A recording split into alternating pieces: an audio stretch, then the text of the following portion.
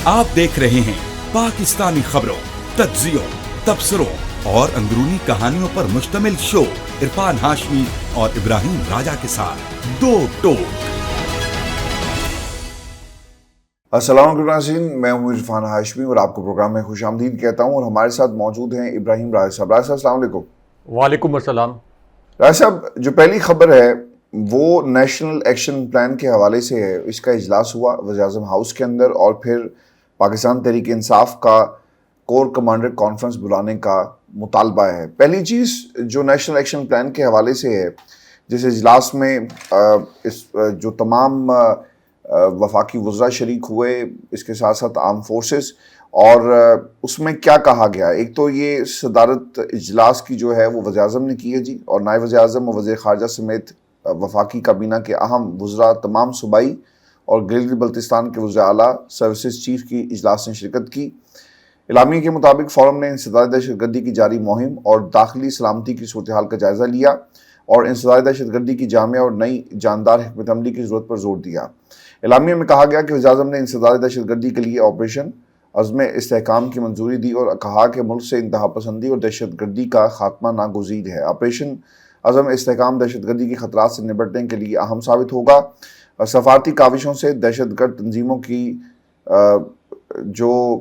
जहाँ तक रिट है रियासत के ख़िलाफ़, इसे जो चैलेंज करता है, इसकी इजाज़त नहीं दी जाएगी। फॉर्म ने अदा किया कि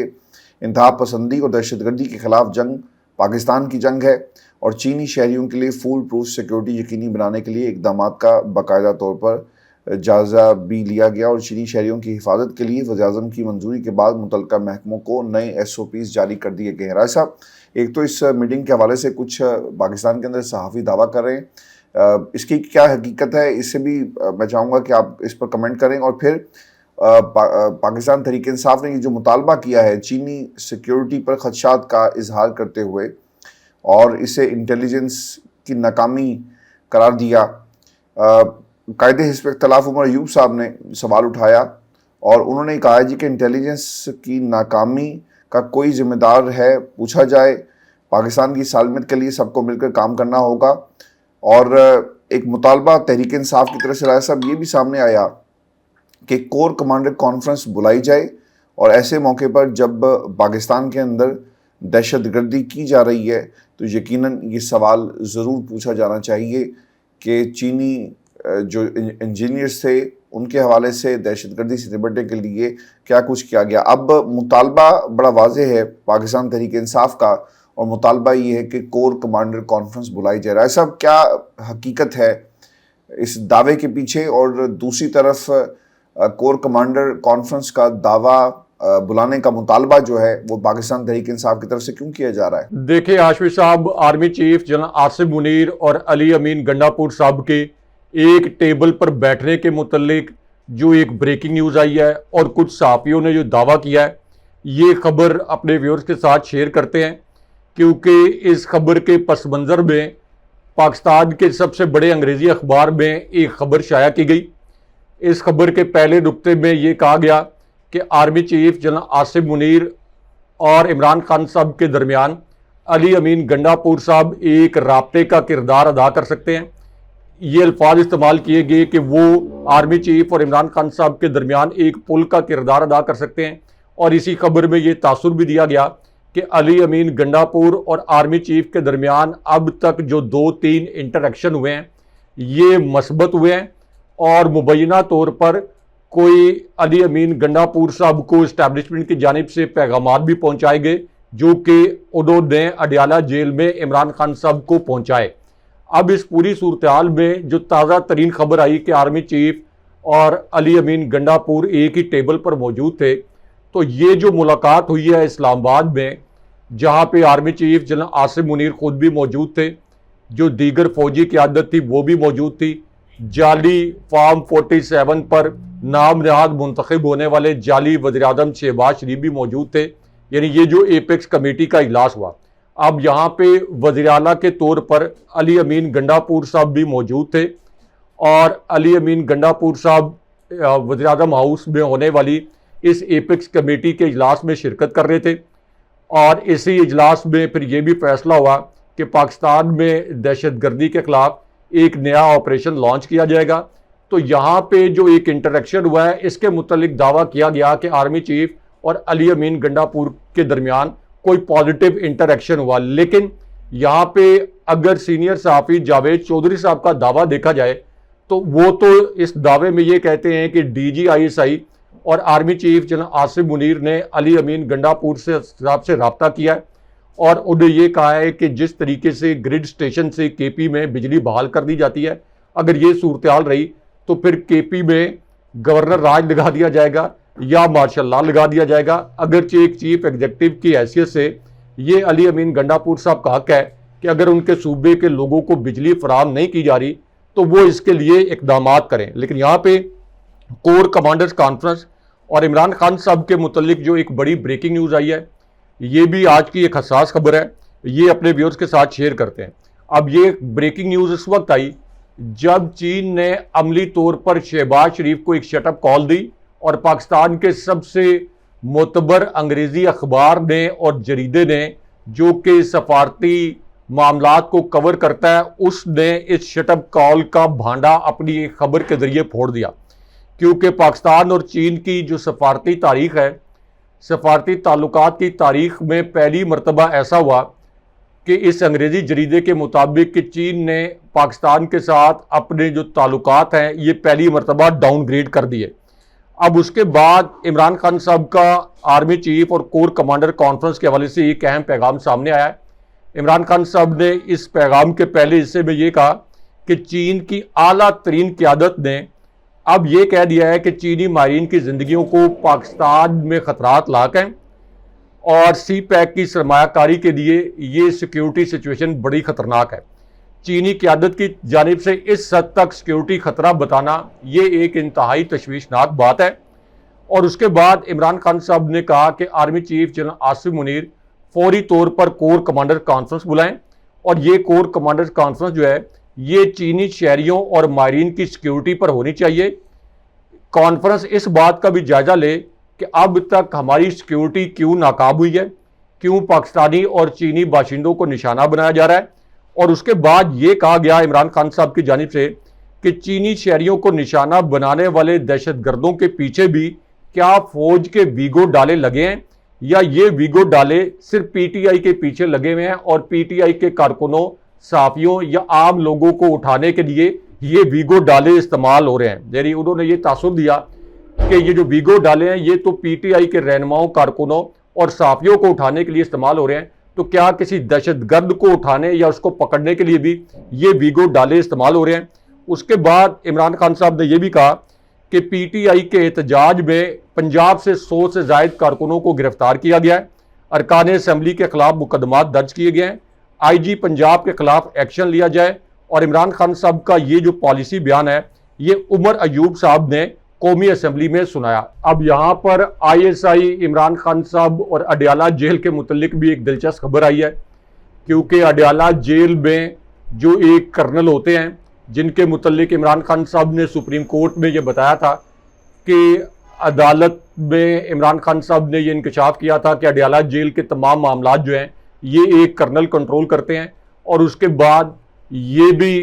جسٹس فائز عیسیٰ نے دعویٰ کیا تھا کہ ہمارا ایک جوڈیشل آفیسر جو ہے یہ کسی بھی وقت سرپرائز وزٹ کرے گا اڈیالہ جیل کا اور یہ دیکھے گا کہ کیا عمران خان صاحب کو قید تنہائی میں رکھا گیا ہے، اور کرنل کے متعلق بھی جو معاملات ہیں عمران خان صاحب نے جو معاملات اٹھائے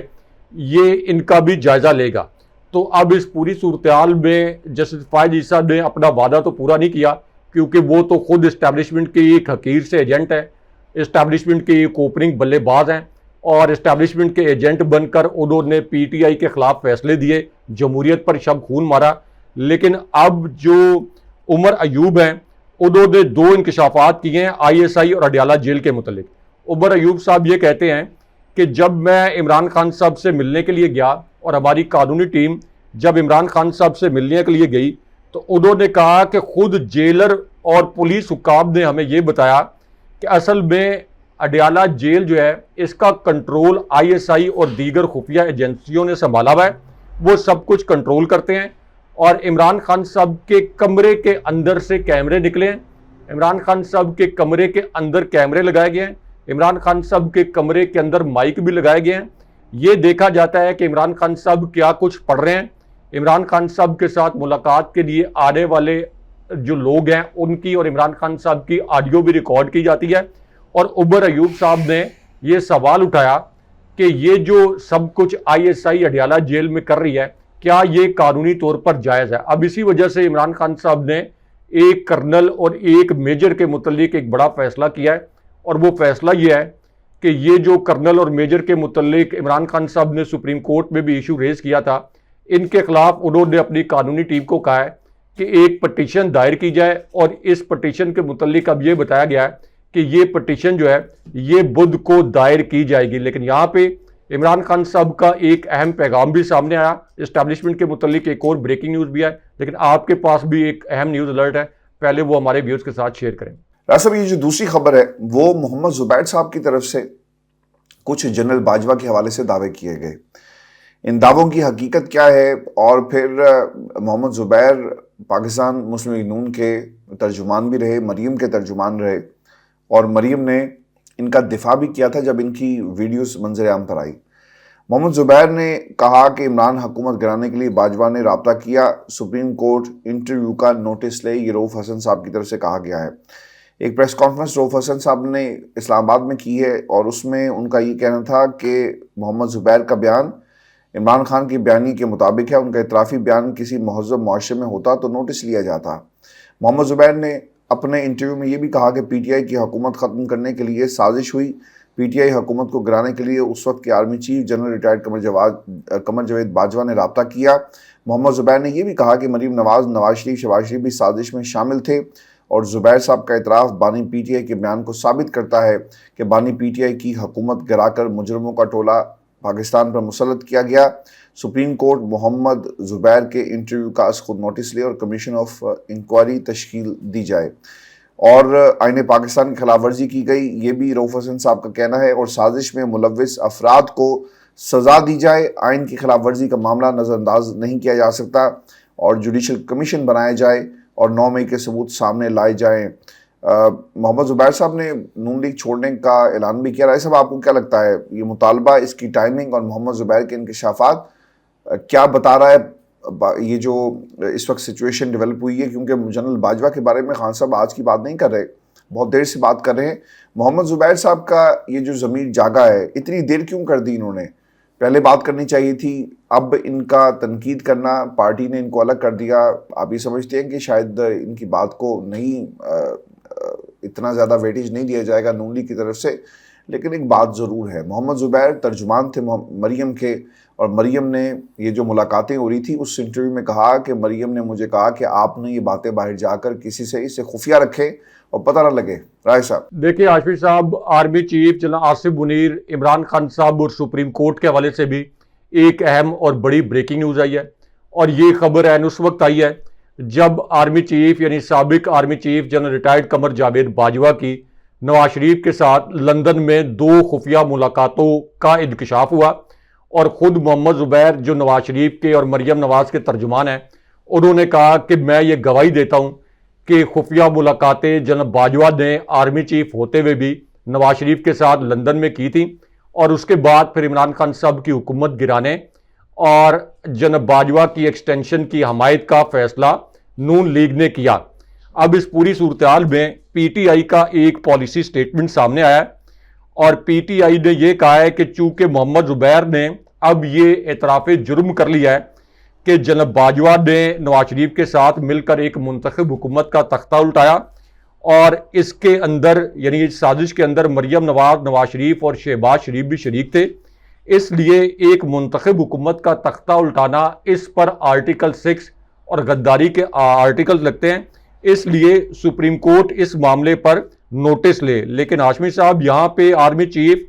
عمران خان صاحب اور اسٹیبلشمنٹ کے متعلق 2 بڑی دلچسپ ویڈیوز وائرل ہوئی ہیں, بڑی کڑاکے دار ویڈیوز. اور میں اپنے ویورز سے یہ بھی کہوں گا کہ ان ویڈیوز پر شائستگی کے ساتھ کامنٹ بھی کریں اور ان ویڈیوز میں کیا مناظر ہیں یہ بھی اپنے ویورز کو بتاتے ہیں. اب ان میں سے ایک ویڈیو پیپلز پارٹی کے رہنما قادر مندوخیل کی ہے. انہوں نے کہا کہ میں قرآن پاک پر ہاتھ رکھ کر کہتا ہوں کہ نواز شریف یاسمین راشد سے 70,000 ووٹوں سے ہارا. میں مسلم لیگ نون کو چیلنج کرتا ہوں کہ وہ بھی قرآن پاک پر ہاتھ رکھ کر یہ کہیں کہ نواز شریف، شہباز شریف اور عطا اللہ تارڑ اپنے الیکشن جیتے. یہ سب لوگ اپنے الیکشن ہارے، نواز شریف بھی اپنا الیکشن ہارا، اور قادر مندوخیل اصل میں جو پیپلز پارٹی کے رہنما ہے وہ ان سٹیٹمنٹس کے ذریعے نون لیگ کو بیک فٹ پر دھکیلنا چاہتے ہیں، یہ راز کھول کے، تاکہ پیپلز پارٹی کے لیے نون لیگ کی اس جعلی حکومت سے مزید مراحت دی جائیں. اور اس کے اندر ایک اہم ترین اور بریکنگ نیوز یہ ہے کہ جو پتن ایک آرگنائزیشن ہے جو کہ انتخابی حلقوں کو آڈٹ کرتی ہے، اس نے ایک نیا آڈٹ بھی کیا ہے پنجاب کے حلقوں کا، اور اس رپورٹ میں یہ بتایا گیا ہے کہ پنجاب میں کم سے کم 167 حلقے ایسے ہیں جہاں پر فارم 47 جعلی ہیں، ان کے اوپر دستخط نہیں کیے گئے. تو اس سے آپ اندازہ لگائیں کہ کتنا بڑا جھرلو جو ہے یہ اس الیکشن میں پھیرا گیا. لیکن یہاں پہ ایک اور دلچسپ ویڈیو وائرل ہوئی ہے جو کہ اسٹیبلشمنٹ اور عمران خان صاحب اور نواز شریف کے متعلق ہے، کیونکہ مریم نواز کے کارندے جاوید لطیف نے اب اسٹیبلشمنٹ اور نواز شریف کا بھانڈا پھوڑا ہے، اور انہوں نے یہ الفاظ بولے ہیں کہ جنہوں نے یہ سارا سسٹم ارینج کیا ہے، یعنی اسٹیبلشمنٹ جس نے یہ سارا سسٹم ارینج کیا ہے، وہ ہر صورت میں اتحادیوں کو اس حکومت کے ساتھ جوڑ کے رکھیں گے. کوئی اتحادی کسی صورت ادھر ادھر نہیں ہوگا، کسی اتحادی کی مجال نہیں ہے کہ نون لیگ کو چھوڑے، کیونکہ موجودہ نظام اسٹیبلشمنٹ لے کے آئی ہے اور اسٹیبلشمنٹ اس کو چلا رہی ہے. یعنی وہ بھی یہ گواہی دے رہے ہیں کہ ہم سب ہارے ہوئے تھے، ہمیں زبردستی اسٹیبلشمنٹ نے مسلط کر لیا، تمام اتحادی جماعتوں کو ملا دیا، اور اب کوئی اتحادی جماعت جو ہے وہ اس وقت اس حکومت کو نہیں چھوڑے گی. راز صاحب، یہ جو مریم نواز کے لیے کوئی اچھی خبر نہیں آئی. شہزاد ملک صاحب لاہور ہائی کورٹ سے بینگ چیف جسٹس تو چلے گئے، انہیں سپریم کورٹ پاکستان بھیج دیا گیا، لیکن انہوں نے جاتے جاتے کیا کیا، انہوں نے یہ فارم جو 47 والی حکومت ہے اس کے لیے مشکلات کھڑی کر دی ہیں. راز صاحب، جو سب سے اہم چیز ہے، جسٹس انوار حسین نے جو سماعت کی ہے، اور سماعت کا تحریری حکم نامہ جاری کیا گیا، کیونکہ ایک ٹریبونل اس پر سماعت کر رہا ہے. یہ جو فارم 47 والا معاملہ ہے، فارم 45 والا، اور 7 حلقے جن کے حوالے سے یہ بری خبر آئی ہے پاکستان مسلم لیگ نون کے لیے اور مریم نواز کے لیے. ایک جو اگلی سماعت جمعرات کو ہوگی، NA 117 علیم خان فارم 47 پر جیتے، اور یہاں سے علی اعجاز بٹر PTI کے باہر گئے تھے،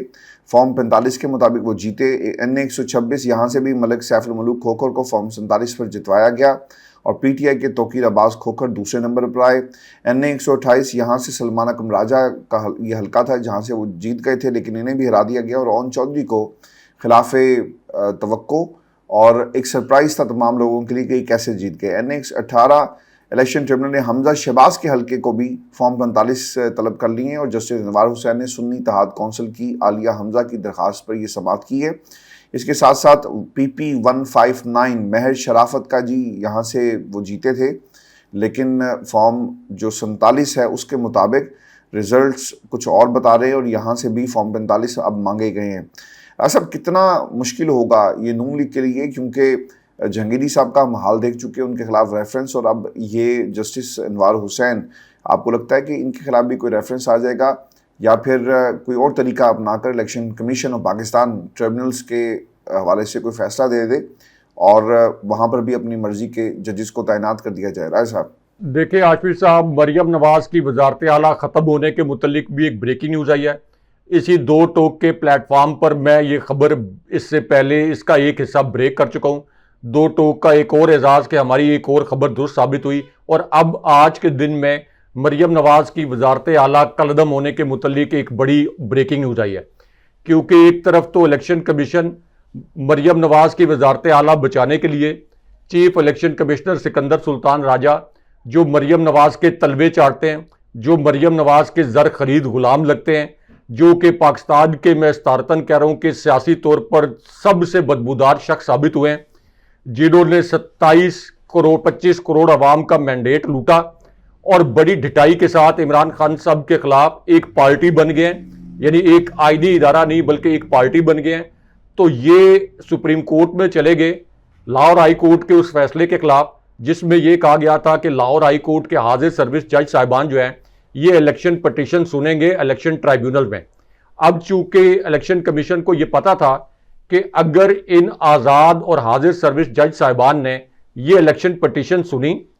تو پنجاب کے 167 حلقے کھل جائیں گے.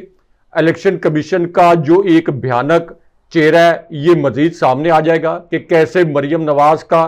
زر خرید غلام بن کر الیکشن کمیشن نے یہ دھاندلی کی. تو اس لیے یہ سپریم کورٹ میں چلے گئے اور جسٹس فائز عیسیٰ نے بھی بجائے اس کے کہ چیف الیکشن کمشنر کی اس پٹیشن کو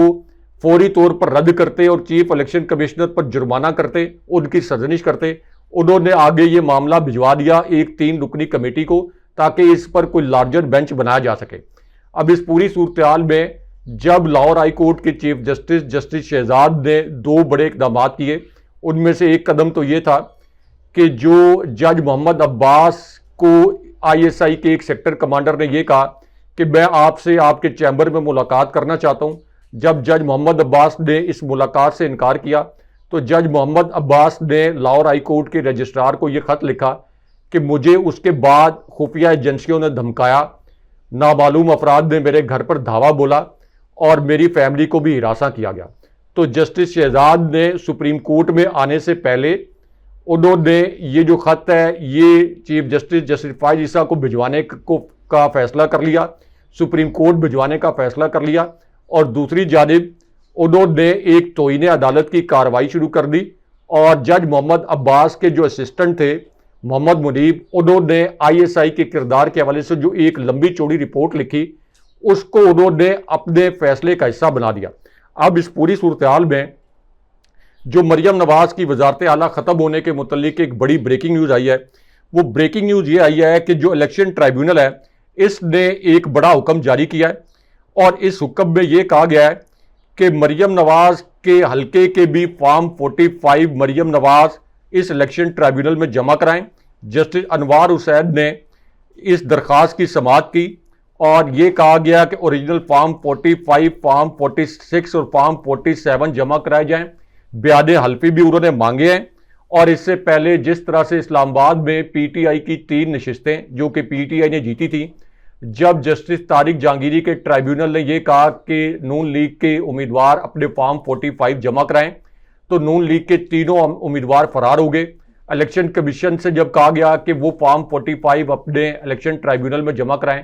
تو الیکشن کمیشن نے بھی فارم 45 جمع نہیں کرائے. لیکن اب مریم نواز سے ان کے فارم 45 مانگے گئے ہیں، اور یہ فارم 45 کی کاؤنٹنگ میں نے بطور صحافی کی ہے، اور اس فارم 45 کی کاؤنٹنگ کے تحت مہر شرافت علی یہ نشست جیتے تھے، مریم نواز یہ نشست ہاری تھی. تو اب اس ٹرائیبیونل نے جو فارم 45 مانگے ہیں اس کے مطابق فیصلہ کیا گیا. تو اس کا مطلب یہ ہے کہ مریم نواز کی یہ نشست کالعدم ہو جائے گی، اور اس کے ساتھ ہی مریم نواز کی وزارت اعلیٰ بھی ختم ہو جائے گی. اب یہاں پہ عمران خان صاحب کا بھی ایک اہم پیغام سامنے آیا ہے جسے پاکستانی میڈیا نے مکمل طور پر سنسر کر دیا. یہ پیغام بھی مختصراً اپنے ویورز کے سامنے رکھتے ہیں. اب یہ پیغام ایسی صورتحال میں سامنے آیا جب ایک طرف جنرل لودھی اپنا فارمولہ سامنے لے کے آئے کہ عمران خان صاحب اور اسٹیبلشمنٹ کے درمیان صلح ہو جائے اگر عمران خان صاحب 9 مئی کے واقعات کے حوالے سے کوئی ہلکے پھلکے انداز میں یہ کہہ دیں کہ یہ کسی غلط فہمی کا نتیجہ تھے. اور دوسری جانب ایک انگریزی اخبار میں بھی یہ خبر شائع کی گئی کہ اگر عمران خان صاحب army chief general Asim Munir اور اسی طرح عمران خان صاحب کا جو سوشل میڈیا ہے، اگر یہ عمران خان صاحب کا سوشل میڈیا اور عمران خان صاحب خود آرمی چیف اور موجودہ اسٹیبلشمنٹ کی جو شخصیات ہیں ان کے متعلق بیانات نہ دیں تو پھر اسٹیبلشمنٹ یعنی آرمی چیف اور عمران خان صاحب بہت جلد ایک پیج پر آ جائیں گے اور نون لیگ اور پیپلز پارٹی کی حکومت ختم ہو جائے گی. اسی کانٹیکسٹ میں عمران خان صاحب نے یہ الفاظ بولے تھے کہ اگر ہم نے مذاکرات کر لیے تو نون لیگ کی حکومت گر جائے گی. اب عمران خان صاحب نے اس پوری صورتحال میں 2 پیغامات جاری کیے ہیں. پہلے پیغام میں عمران خان صاحب نے یہ الفاظ بولے کہ مذاکرات کے لیے تیار ہوں اس ملک کو اور معیشت کو آگے بڑھانے کے لیے، لیکن اس کے لیے ضروری ہے کہ ملک میں اس وقت جو لاقانونیت ہے اس کو ختم کیا جائے، PTI کے کارکنوں کو رہا کیا جائے، 9 مئی کے واقعات پر جوڈیشل کمیشن بنایا جائے. نون لیگ اور پیپلز پارٹی کے ساتھ کوئی مذاکرات نہیں ہوں گے. ہمارا مینڈیٹ کہاں سے چھینا گیا تھا یہ سب کو معلوم ہے، اس لیے مذاکرات انہی لوگوں سے ہوں گے، لیکن اس کے لیے ہماری جو پری کنڈیشنز ہیں یہ ماننی پڑیں گی. اس کے بعد خان صاحب نے یہ الفاظ بھی بولے کہ قوم یہ فیصلہ کر چکی ہے، آزادی یا غلامی 2 آپشن تھے قوم کے پاس، لیکن 8 فروری 2024 کو بدترین جبر کے باوجود قوم نے یہ فیصلہ کر دیا کہ اس نے غلامی کی زندگی نہیں جینی، اب آزادی سے یہ زندگی جینی ہے. اس لیے سوال ہی نہیں پیدا ہوتا کہ ہم میں سے کوئی بھی اپنے موقف سے پیچھے ہٹ جائے یا کوئی ڈیل کر لے. آپ دیکھ رہے ہیں پاکستانی خبروں، تجزیوں، تبصروں اور اندرونی کہانیوں پر مشتمل شو عرفان ہاشمی اور ابراہیم راجہ کے ساتھ دو ٹوک.